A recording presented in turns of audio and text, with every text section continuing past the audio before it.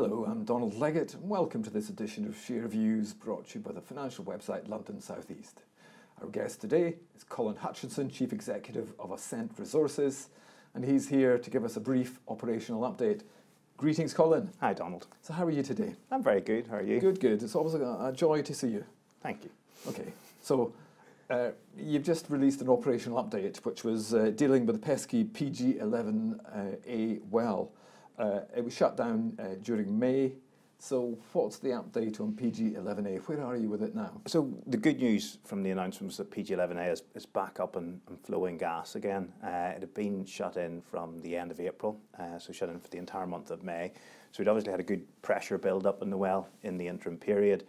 We've brought in a surface test separating equipment. We've installed that and we're flowing both wells through the test separator and on to ENA. So what that's allowing us to do is make sure that there's absolutely no water coming through into the pipeline, which had been causing the issue previously, and we're able to flow PG11A at a reasonable rate. So it's early days, but we're happy with how it's been progressing so far.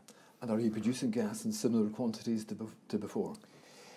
Yes, so the production, we'd released production figures for May, which showed we were marginally down on April because we were relying just on PG10. Now we've got PG11A up and running again, so we're producing a good volume of gas. And is PG11A producing gas in similar quantities to before?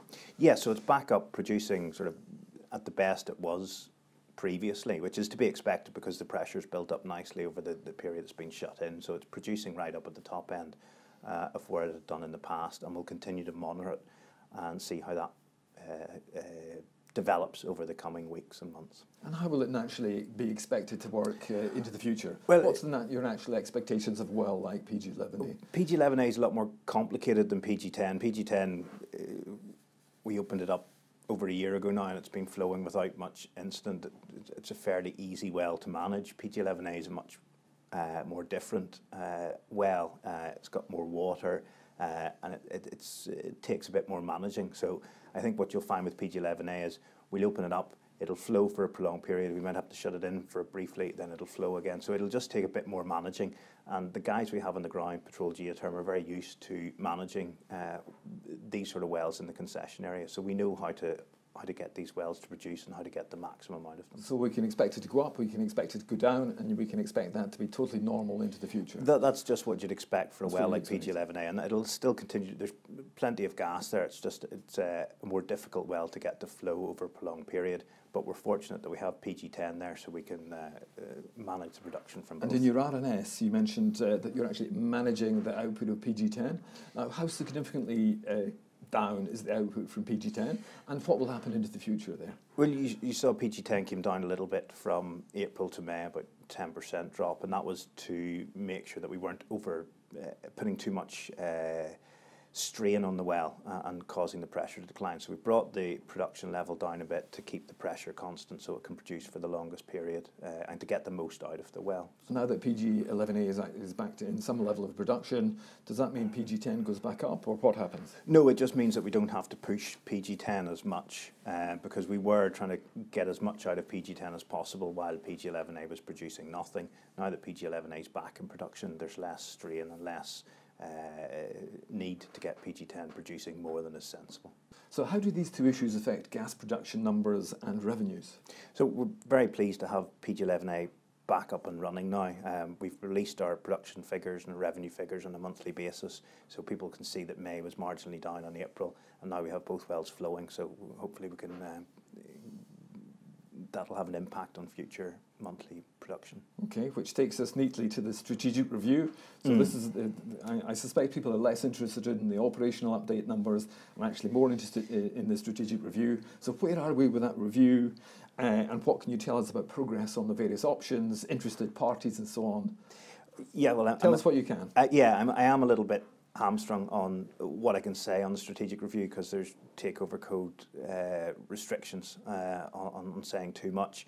I think we announced the process began in the middle of April, so we're well into the process now. The parties that are interested have been able to review material, and hopefully we're answering their questions and moving through the process. And how much longer can we expect the process to last for? That's the big question. Yeah, and I can't really put a fixed time limit on it. I'm hopeful that we're closer to the end than we are to the beginning, but things move and there's no fixed deadline. So we continue to talk to people and we'll see where we get to. Okay. And finally is the IPPC permit for the processing plant.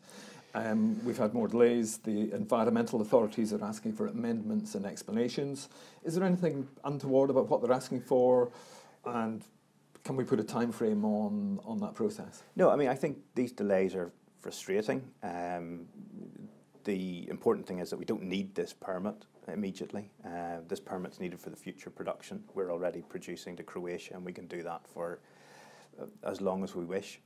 I think the Environment Agency are just really doing their job. They're doing it to the letter and to the nth degree of detail, but this is quite a high profile project in Slovenia, so they want to make sure that everything is done completely correctly. We're giving them everything they need. We'll answer all these questions, and at the end of the day we'll have, without sounding like Donald Trump, we'll have the best IPPC permit application there's ever been, and we're very confident it'll be awarded in due course once we've dotted every I and ticked every T. Colin, thank you for sparing the time, and that's all very interesting. And if you found this interview useful, please subscribe by Googling London South East YouTube.